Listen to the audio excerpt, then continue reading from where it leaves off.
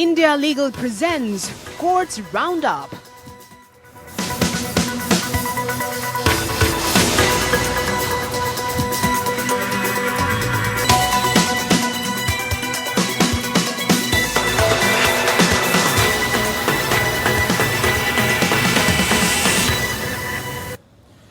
नमस्कार, मैं हूं आपके साथ रविंद्र सिंह। कोर्ट्स राउंडअप में आपका स्वागत है।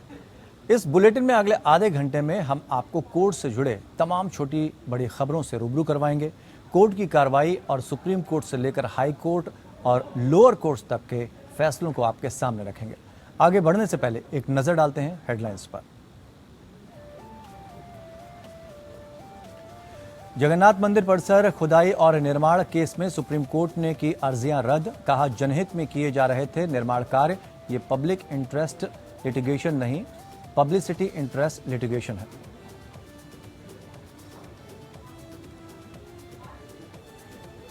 मास्क न पहनने वालों पर दिल्ली हाई कोर्ट ने दिखाई सख्ती। डीजीसीए को दिया निर्देश। कहा, हवाई अड्डों और हवाई जहाजों में मास्क न लगाने वालों को नो फ्लाइंग लिस्ट में डालें।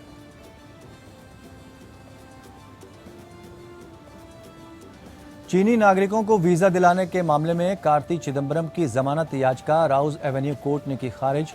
ईडी ने कहा, पैसा का पता लगाने के लिए कार्तिक की कस्टडी जरूरी।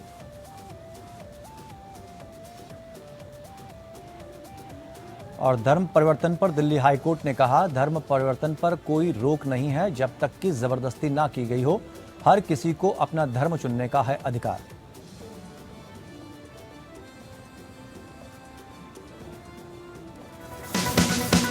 India Legal presents Courts Roundup.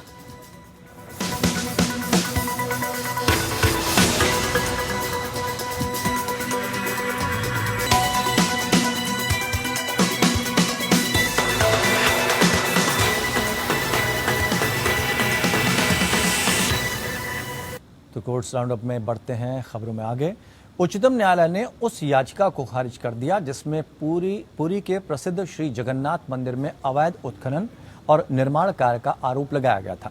न्यायमूर्ति बीआर गवई और न्यायमूर्ति हिमा कोहली की अवकाशकालीन पीठ ने जनहित याचिका को खारिज कर दिया और कहा कि व्यापक जनहित में निर्माण गतिविधि जरूरी है।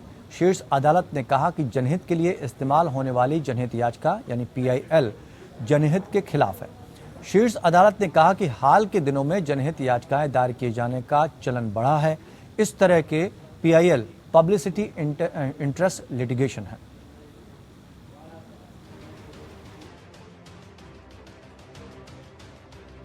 उड़ीसा के श्री जगन्नाथ मंदिर के आसपास उत्खनन और निर्माण कार्य मामले में याचिकाकर्ता को बड़ा झटका लगा है। सुप्रीम कोर्ट ने उच्च न्यायालय के आदेश को चुनौती देने वाली याचिकाओं को खारिज कर दिया है। गुणवत्ता रहित जनहित याचिका दायर करने के चलन पर नाखुशी जताते हुए उच्चतम न्यायालय ने कहा कि ये PIL का ऐसा इस्तेमाल कानून का दुरुपयोग है। कोर्ट ने माना कि राज्य के द्वारा की जाने वाली गतिविधियां व्यापक जनहित में आवश्यक हैं और प्राचीन स्मारक और पुरातत्व स्थल और अवशेष अधिनियम 1958 के अनुरूप हैं और साथ ही सुप्रीम कोर्ट द्वारा प्रशासन के संबंध में जारी किए गए पूर्व निर्देशों के अनुरूप हैं। कोर्ट ने कहा कि निर्माण गतिविधियां भक्तों को सुविधाएं प्रदान करने के लिए हैं। शीर्ष अदालत ने अपने फैसले में कहा कि जनहित में किए जा रहे निर्माण कार्य आवश्यक हैं। कोर्ट ने हमारे जो पिटीशन था उसको पहले तो जो हम सीख किए थे कि स्पेशली पिटीशन फाइल करने की हमारे प्रेयर था उसको एक्सेप्ट किया, लेकिन स्पेशल पिटीशन को डिसमिस किया है और जो पिटिशनर्स है उनके ऊपर 1-1 लाख का जुर्माना भी किया है।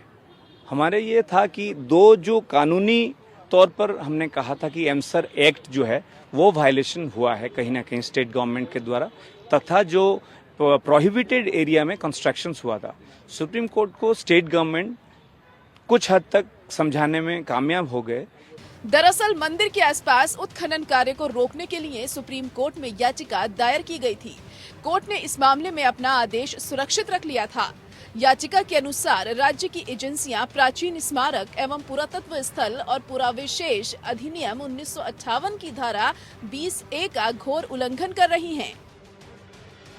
एक याचिका में पेश हुई सीनियर एडवोकेट महालक्ष्मी पावनी ने कहा कि राज्य सरकार को संरक्षित स्थल में किसी भी कार्य को करने के लिए प्राचीन स्मारक और पुरातत्व स्थल और अवशेष अधिनियम 1958 के अनुसार सक्षम प्राधिकरण से अनिवार्य रूप से एक एनओसी प्राप्त करनी चाहिए। राज्य ने निर्माण कार्यों के लिए राष्ट्रीय स्मारक प्राधिकरण से एनओसी ली थी। ओडिशा के महाधिवक्ता अशोक कुमार पारिजा ने कहा कि प्राचीन स्मारक पुरातत्व स्थल और अवशेष अधिनियम के तहत प्राधिकरण एनएमए है और सक्षम प्राधिकारी को ओडिशा सरकार के निदेशक संस्कृति के रूप में अधिसूचित किया गया है। निर्माण का मतलब मौजूदा संरचनाओं की मरम्मत या पुनर्निर्माण या सीवेज, नालियों आदि को साफ करना नहीं है। उन्होंने कहा कि अनुमति निदेशक संस्कृति द्वारा दी गई थी, जो कि ओडिशा सरकार के एक सक्षम प्राधिकारी हैं। 100 मीटर के भीतर जो प्रतिबंधित था वह निर्माण था। राज्य की अवधारणा योजना का उद्देश्य सुविधाएं प्रदान करना और मंदिर को सुशोभित करना है। उन्होंने कहा कि 60,000 लोग प्रतिदिन मंदिर जाते हैं और अधिक शौचालयों की आवश्यकता है। उन्होंने कहा कि मामले में न्याय मित्र ने कहा कि और शौचालयों की जरूरत है और अदालत ने इस संबंध में निर्देश जारी किए हैं। शीर्ष अदालत मंदिर में ओडिशा सरकार द्वारा अवैध उत्खनन और निर्माण कार्य का आरोप लगाने वाली अर्धेंदु कुमार दास और अन्य की याचिका पर सुनवाई कर रही थी। Bureau report. ऐसे यात्री जो एयरपोर्ट और फ्लाइट में मास्क संबंधी नियमों का पालन नहीं करते, उसके खिलाफ दिल्ली हाई कोर्ट ने सख्ती बरती है। शुक्रवार को कोर्ट ने एक स्वतः संज्ञान मामले में सुनवाई करते हुए कहा कि एयरपोर्ट और जहाज में मास्क न पहनने पर यात्री को नो फ्लाइंग में या उनकी लिस्ट में शामिल करना चाहिए।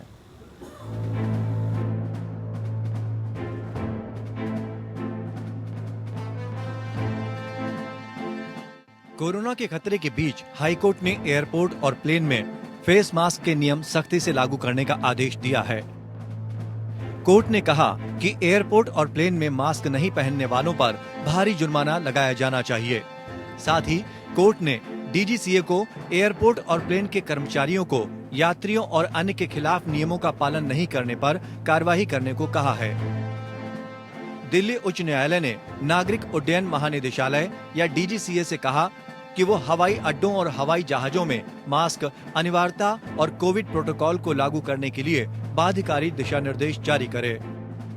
आपको बता दें कि कार्यवाहक मुख्य न्यायाधीश विपिन सांघी और न्यायमूर्ति सचिन दत्ता की खंडपीठ ने आदेश दिया था कि उन हवाई यात्रियों को जो मास्क पहनने के दिशा निर्देशों का उल्लंघन करते हैं या हाथ की स्वच्छता के मानदंडों का पालन करने से इनकार करते हैं, उन्हें नो फ्लाई सूची में रखा जाना चाहिए। कोर्ट ने कहा कि डीजीसीए को ground staff, pilot, flight captain सहित अधिकारियों के लिए अलग से गाइडलाइंस जारी कर कोविड सुरक्षा सुनिश्चित करनी चाहिए, ताकि मास्क और हाथ साफ करने में लापरवाही बरतने वाले यात्रियों के खिलाफ त्वरित कार्रवाई की जा सके। बेंच ने इस आदेश पर डीजीसीए को अनुपालन रिपोर्ट भी दाखिल करने को कहा है। डीजीसीए के वकील ने प्रस्तुत किया कि किसी भी COVID प्रोटोकॉल और मानकों को कमजोर नहीं किया गया है और पहले के आदेश के अनुपालन में उचित निर्देश जारी किए गए थे। न्यायमूर्ति सांघी ने कहा कि समस्या आदेश के क्रियान्वयन में है। उच्च न्यायालय पिछले साल मार्च में न्यायमूर्ति C हरिशंकर द्वारा दर्ज एक स्वतः संज्ञान याचिका पर सुनवाई कर रहा था, जिसमें हवाई यात्रियों द्वारा सामाजिक दूरी के मानदंडों और मास्क पहनने जैसे कोविड प्रोटोकॉल का पालन नहीं किया गया था। दिलचस्प बात यह है कि दिल्ली उच्च न्यायालय के न्यायाधीश को कोलकाता नई दिल्ली की उड़ान में अपने व्यक्तिगत अनुभव के बाद मामला शुरू करने के लिए प्रेरित किया गया था, जब जिद्दी साथियों ने ठीक से मास्क पहनने से इनकार कर दिया और बार बार उकसाने के बावजूद कोविड के उचित व्यवहार का पालन नहीं किया।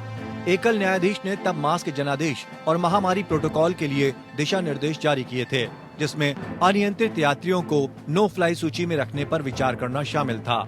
वर्तमान बेंच ने प्रभावी ढंग से आदेश में उसी बाध्यकारी को बनाने की मांग की। Bureau report. कार्ति चिदंबरम को चेन्नई वीसा रिश्वत केस में राउज एवेन्यू कोर्ट से झटका लगा है। अदालत ने अग्रिम जमानत अर्जी को खारिज कर दिया है। ईडी ने कार्ति को अग्रिम जमानत का विरोध करते हुए कहा था कि अगर उनको जमानत दी जाती है तो एजेंसी ये पता नहीं लगा पाएगी कि पैसा कहां गया। इसके अलावा ईडी ने यह भी कहा कि कार्ति की याचिका जल्द डाली गई है, ये अभी सुनवाई योग्य नहीं है। कार्ति ने इस आदेश के खिलाफ अपील में उच्च न्यायालय का दरवाजा खटखटाने तक अंतरिम सुरक्षा के विस्तार की मांग करते हुए आवेदन किया। इस पर विचार करते हुए दोनों पक्षों की सुनवाई ईडी ने अंतरिम सुरक्षा के विस्तार के अनुरोध का विरोध किया। उनका कहना है कि इसका प्रभावी मतलब ये होगा कि उन्हें अग्रिम जमानत दे दी गई है। सीबीआई ने 2011 में तलवंडी साबो बिजली परियोजना के निर्माण में शामिल चीनी कामगारों को 263 परियोजना वीजा जारी करने के लिए कथित तौर पर 50 लाख रुपए की रिश्वतखोरी की जांच के सिलसिले में लोकसभा सांसद कार्ति चिदम्बरम से 28 मई को लगातार तीसरे दिन पूछताछ की थी।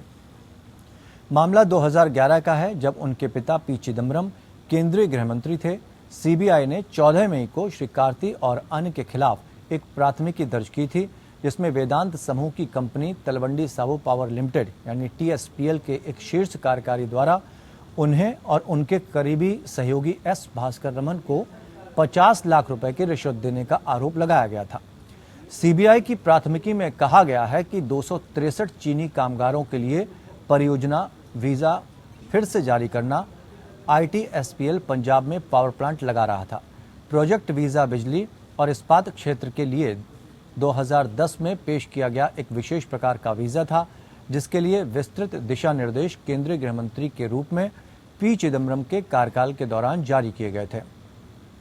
हालांकि परियोजना वीजा को फिर से जारी करने का कोई प्रावधान नहीं था। प्राथमिकी में आरोप लगाया गया है।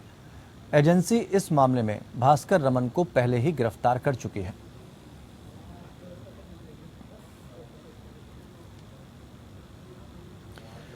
दिल्ली हाई कोर्ट ने संविधान के अनुच्छेद 25 के तहत लोगों के अपनी पसंद के धर्म को चुनने और मानने के अधिकार और अपने धर्म को स्वतंत्र रूप से परिवर्तित करने के अधिकार के संबंध में महत्वपूर्ण टिप्पणी की है। जस्टिस संजीव सचदेवा ने कहा, धर्म परिवर्तन धर्मांतरण कानून में निषिद्ध नहीं है। प्रत्येक व्यक्ति को अपनी पसंद के किसी भी धर्म को चुनने और मानने का अधिकार है। ये एक संवैधानिक अधिकार है। यदि किसी को धर्मांतरण के लिए मजबूर किया जाता है तो ये अलग मुद्दा है, लेकिन स्वतः धर्म परिवर्तन व्यक्ति का विशेषाधिकार है। ये टिप्पणी उस समय की गई जब जस्टिस तुषार राव गेडेला की पीठ एडवोकेट अश्विनी उपाध्याय द्वारा दायर जनहित याचिका पर सुनवाई कर रही थी, जिसमें केंद्र और दिल्ली सरकार को जबरदस्ती धर्मांतरण पर रोक लगाने वाले कानून बनाने के निर्देश देने की मांग की गई थी। एडवोकेट उपाध्याय ने काला जादू और अंधविश्वास का उपयोग करके धमकी और उपहारों के लालच में धर्म परिवर्तन पर रोक लगाने की मांग की। शुरुआत में बेंच ने कहा कि याचिका में जबरन धर्म परिवर्तन के किसी भी उदाहरण का उल्लेख नहीं किया गया है। जस्टिस सचदेवा ने उपाध्याय से कहा, इस याचिका का आधार क्या है? रिकॉर्ड पर कोई भौतिक आधार नहीं है, कोई दस्तावेज नहीं, कोई उदाहरण नहीं। आपने सुप्रीम कोर्ट के 3 फैसले दिए हैं और बाकी आपका फैसला। याचिका के अनुसार किए गए अनुमानों का स्रोत व्यक्तिगत ज्ञान, सुप्रीम कोर्ट और हाई कोर्ट का निर्णय, संविधान सभा वाद विवाद और सरकारी वेबसाइटों से एकत्र की गई जानकारी है। याचिका में आगे कहा गया है कि स्थिति चिंताजनक है, क्योंकि ग्रामीण क्षेत्रों में कई व्यक्ति और संगठन बड़े पैमाने पर धर्मांतरण करवा रहे हैं। सामाजिक रूप से आर्थिक रूप से वंचित लोगों, विशेष रूप से अनुसूचित जाति, अनुसूचित जनजाति के लोगों का बड़े पैमाने पर धर्मांतरण तेजी से बढ़ रहा है। विदेशी वित्त पोषित संगठन विशेष रूप से SC/ST समुदाय से संबंधित सामाजिक आर्थिक रूप से वंचित वर्गों को लक्षित करके बहुत आसानी से काम करते हैं। याचिका में रेव स्टेनिस्लॉस बनाम महाराष्ट्र राज्य में सुप्रीम कोर्ट के फैसले पर भरोसा जताया गया है, जिसके तहत महाराष्ट्र और उड़ीसा के धर्मांतरण विरोधी कानूनों को बरकरार रखा गया है। पीठ ने उपाध्याय से पूछा, आपने बड़े पैमाने पर धर्मांतरण की बात कही है, आंकड़े कहाँ हैं? क्या कोई पीड़ित सामने आया है? जस्टिस सचदेवा ने टिप्पणी की, सोशल मीडिया डेटा नहीं है, इसे मॉर्फ किया जा सकता है। 20 साल पहले की गई चीज़ों को कल के रूप में दिखाया गया है। मामले की विस्तृत जांच के लिए अब मामले को 25 जुलाई के लिए पोस्ट किया गया है।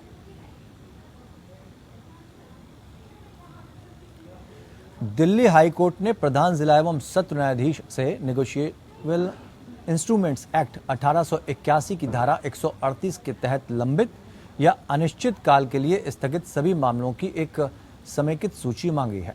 जस्टिस तलवंत सिंह ने प्रधान जिला एवं सत्र न्यायाधीश से गर्मी की छुट्टियों के दरमियान उक्त कार्यों को पूरा करने के लिए एक समिति गठित करने का अनुरोध किया। कोर्ट ने 28 जुलाई से कम 2 सप्ताह पहले अनुपालन रिपोर्ट के साथ घोषित अपराधियों की सूची समेकित रूप में न्यायालय को भेजने का आदेश दिया।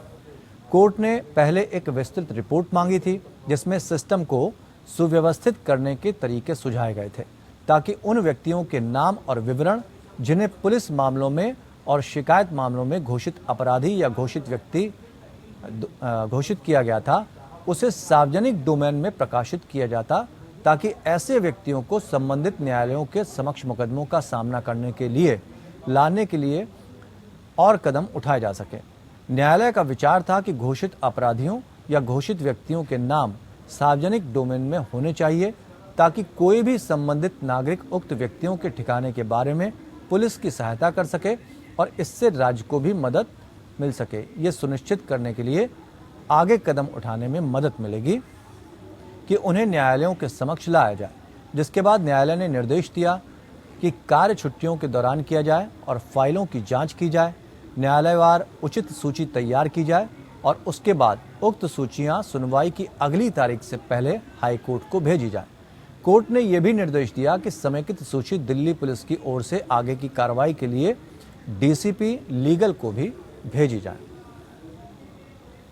सुप्रीम कोर्ट ने एक नाबालिग के अपहरण और बलात्कार से संबंधित अपराधों के लिए धारा 363, 366 ए, 384 आईपीसी और पॉक्सो अधिनियम की धारा 5L/6 के तहत दर्ज प्राथमिकी के आरोपी की जमानत अर्जी पर विचार करते हुए आर्य समाज द्वारा जारी विवाह प्रमाण पत्र को स्वीकार करने से इनकार कर दिया। जस्टिस अजय रस्तोगी और जस्टिस बीवी नागरत्ना की अवकाश पीठ ने वकील की उन दलीलों को खारिज कर दिया जिसमें कहा गया था कि बलात्कार का आरोप लगाने वाली एक लड़की बालिग थी और याचिकाकर्ता और पीड़िता के बीच विवाह आर्य समाज में पहले ही हो चुका था। आर्य समाज का विवाह प्रमाण पत्र देने में कोई काम नहीं है, ये अधिकारियों का काम है। असली प्रमाण पत्र दिखाइए। ये ध्यान दिया जा सकता है कि सुप्रीम कोर्ट ने 4 अप्रैल को मध्य प्रदेश हाईकोर्ट के आदेश को चुनौती देने वाली याचिका पर सुनवाई के लिए सहमति व्यक्त की थी, जिसमें आर्य समाज संगठन के मध्य भारत आर्य प्रतिनिधि सभा को विवाह संपन्न करते समय विशेष विवाह अधिनियम 1954 SMA के प्रावधानों का पालन करने का निर्देश दिया गया था। जस्टिस KM जोसेफ और जस्टिस ऋषिकेश रॉय ने नोटिस जारी किया और साथ ही हाईकोर्ट के आदेश के संचालन पर रोक लगा दी। हाल ही में इलाहाबाद हाईकोर्ट ने आर्य समाज मंदिर के एक प्रधान द्वारा जारी प्रमाण पत्रों की जांच के आदेश दिए थे। इलाहाबाद हाईकोर्ट ने आर्य समाज मंदिर के एक प्रधान द्वारा जारी किए गए प्रमाण पत्रों की जांच के आदेश दिए हैं। अदालत ने यह आदेश कपिल कुमार नाम के एक व्यक्ति द्वारा दायर आपराधिक रिट याचिका पर सुनवाई करते हुए जारी किया, जिसमें तर्क दिया गया था कि उसने लड़की के साथ शादी कर ली है और इसलिए उसके खिलाफ FIR दर्ज करना कानूनन गलत है। हालांकि कोर्ट ने याचिकाकर्ता के विवाह के दावे पर संदेह व्यक्त किया, जो कि संतोष कुमार शास्त्री नामक एक व्यक्ति द्वारा जारी किए गए विवाह प्रमाण पत्र पर आधारित था, जिसने खुद को आर्य समाज कृष्णनगर प्रयागराज का प्रधान होने का दावा किया था। शास्त्री ने पुजारी के रूप में विवाह कराने का दावा किया और विवाह को संपन्न किया। इस मामले को गंभीरता से लेते हुए कोर्ट ने कहा कि कोर्ट में उन रिट याचिकाओं की बाढ़ आ गई है जिनमें संतोष कुमार शास्त्री द्वारा इस तरह के प्रमाण पत्र जारी किए जाते हैं। कोर्ट ने यह भी नोट किया कि अगस्त 2016 में हाईकोर्ट ने शास्त्री को किसी भी विवाह प्रमाण पत्र को जारी करने से रोक दिया था, हालांकि उन्होंने प्रमाण पत्र जारी करना जारी रखा। इस पृष्ठभूमि में जस्टिस अश्विनी कुमार मिश्रा और जस्टिस रजनीश कुमार की खंडपीठ ने कहा, हमें परेशान करता है संतोष कुमार शास्त्री द्वारा उन व्यक्तियों के संबंध में विवाह प्रमाण पत्र जारी करना जिन्हें वो जानते भी नहीं हैं और ना ही कोई जिम्मेदार व्यक्ति उनकी पहचान करता है। इसलिए केवल आधार कार्ड के आधार पर दायर की जा रही याचिकाओं की बड़ी संख्या को देखते हुए न्यायालय ने मामले की जांच का देना उचित समझा। न्यायालय ने आदेश में कहा, इसलिए हम वरिष्ठ पुलिस अधीक्षक प्रयागराज को निर्देश देते हैं कि आर्य समाज कीडगंज प्रयागराज के कथित प्रधान संतोष कुमार शास्त्री के माध्यम से विवाह प्रमाण पत्र जारी करने के तरीके और कार्यप्रणाली की जांच की जाए। एक जांच की जाए कि क्या वास्तव में शादियां की जा रही हैं या ये सिर्फ शादी के प्रमाण पत्र जारी हो रहे हैं।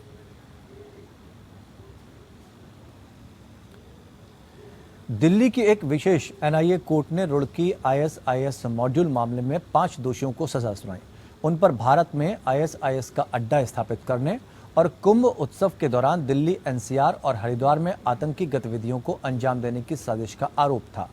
विशेष एनआईए जज परवीन सिंह ने अखलाकुर रहमान, मोहम्मद अजीमुशान, मोहम्मद मेराज, मोहम्मद ओसामा और मोहसिन इब्राहिम सैयद को भारतीय दंड संहिता, गैर कानूनी गतिविधि अथवा रोकथाम अधिनियम और विस्फोटक पदार्थ अधिनियम के विभिन्न अपराधों के तहत दोषी ठहराए जाने के बाद सजा सुनाई।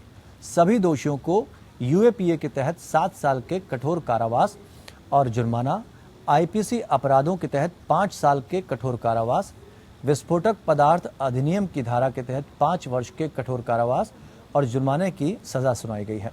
सभी सजाएं साथ साथ चलेंगी। सजा के आदेश में कोर्ट ने कहा कि दोषियों ने गंभीर अपराध किया है, ये एक गंभीर स्थिति है।